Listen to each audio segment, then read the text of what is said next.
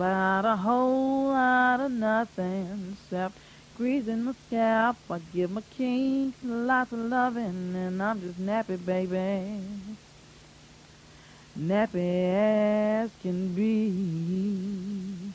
Oh yeah, said I move right along. King's never gone. I'm just nappy, baby.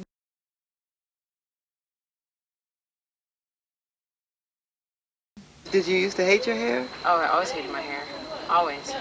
Always. Because What did you hate about it? I hated the fact that it was always different than everybody else's. Because I grew up in the suburbs and I was one of like very few black people, and so it was always different from the white people around me, and I was always made fun of because it was different, and so I allowed that to happen. When I was wearing the Bantu knots like she's wearing, I took them down so that it was just real curly all over, but it had locked a little bit. And yeah, that's the way I want to see you. Now you look like a woman. With the Bantu knots, I was looking strange, you know. Now that I've cut it, he says, my son lives in North Carolina. Oh, no. My instinct was to talk on the phone and pop gum while she's burning I'm doing this. And, oh, did that burn you? No, I'm just about to fall out of the chair like this. But no, I'm not on fire. You haven't heard chicken head? I think that's a southern thing. No, that's a rap guy made a song called Yeah, but see, I've been heard about chicken head since I was little. Oh, you know, yeah, you have short hair, and it's nappy short hair, you're chicken hair. Oh, yeah, so, yeah. Not a compliment. You're saying basically that your hair represents how you feel about yourself in a lot of ways. Yeah, it does. It really does. I mean, one thing my grandma told me was the first thing that people see is your hair, and it's true. And I was like, one thing that you always, first, if somebody says, well, what did a person look like, they usually describe their hair first. And so it's kind of like that beginning, the first impression of who you are. And so I think it's really important as far as figuring out who you are. And it's exciting to be with this many natural heads, because I haven't. Put your hand out. You gotta say that you don't care if you're bald. Put your hand on top of it. Put your hand on top. You gotta say that. Come on, y'all. We need you. I won't have to say that. I believe that that's not important. Okay, breathe out. Are you ready? Everybody, let's take a big healing breath.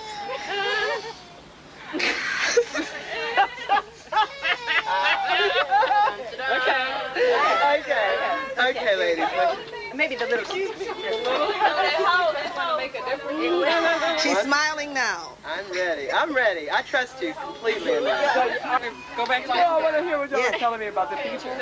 Oh, this is a wonderful picture. There's the other. Who has the little girl out here? Let me call you back. Thank you. I'm trying to record her getting a haircut. I love it. This is the last moment. I feel good. I feel right. Pizza Head, that's okay. Hi, Annette.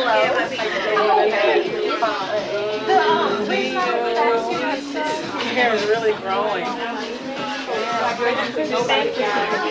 So is yours, Benita. After a year. It moves now. Benita, you were a chicken head. I'm sorry, that was my earring. Weren't you a chicken head? I was a serious chicken head. You know, it's okay. I think that I've evolved because I basically come here to use everybody to wash my hair. Yeah. That's all I got to say. I'm just keeping it real, you know? Benita, what's happened to your hair? I mean, you know, when you came here before. Well, it has really evolved. The last time I was here, I had just cut it off. So I was, actually in May, I had cut all my hair off. So not the last time you were here, you mean last May, the first time you were here. Last May, I cut all my hair. I went to the barber and got it all shaved off. And before I went to do it, it was probably about to my shoulders, and I went to my mother's house, and she saw me, and I said hi to her, and then I left, went down the street, got it cut, and went back to her house, and she wouldn't even speak to me. Yeah, she was really hurt. And then the next day I went over to her house and she was looking me inside my head. And she said, you know what? I really like that. My dad calls me nappy. He thinks it's a derogatory term. And I always tell him thank you. And my sister's always saying, I'll be glad when you figure out what you're going to do with your hair. You know, I'm like, you know. So the saga continues, eh? Yeah, the saga continues. They never really understand. So I never try to push the issue or anything. If they make their comments, I smile and go on. I try not to internalize it.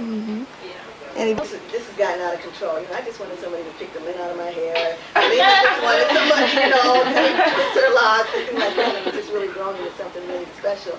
A lot of us who decided to embrace the natural part, you know, aren't viewed very well by some people who maybe just don't understand.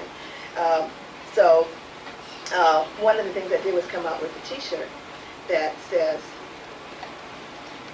Twisted Sister.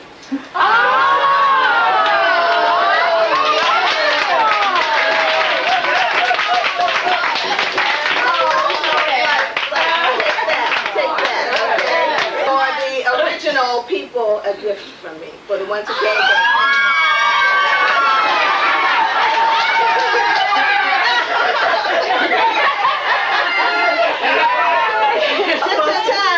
Did you see it?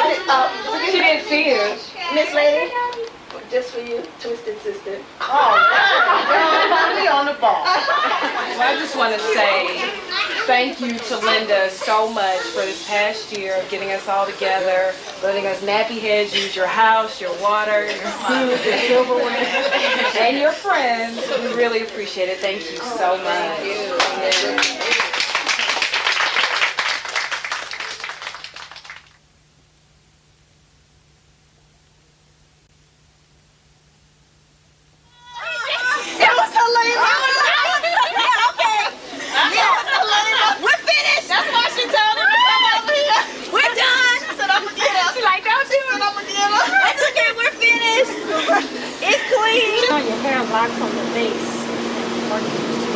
But see, mine didn't. Mine would lock in the middle.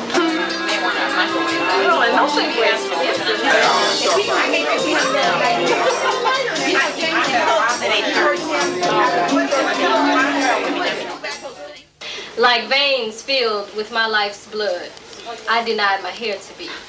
Denied it the right to grow like a wild child running free. See, I deceived it by convincing myself that I would surely die if it didn't blow across my face when the winds came meandering by. And education promised to put the world in my hands, and I didn't want to fall, so I bondaged my hair straight to the point in order to have it all. I invaded its land with arrogance supreme and overlaid its blackness with strong white cream, and like grass under snow, my hair surrendered, leaving secrets and wonders where berries once entered. Its warrior strands now fell limp and weak, leaving a system of lies to control how I think. See, they knew I wanted to be a team player, and they knew I wanted to play. And as they bragged about being multicultural, I was letting my culture fade away. So whenever I felt my hair snapping back, you know, that new growth, trying to revolutionize its place, I became fearful of what others would think, so I paid to have it fall back onto my face. My friends walk blindly and say that it's vogue. Brothers think they need something up there to hold. Sisters are leery of having their hair snapping back. Well, I think the white cream is just another form of...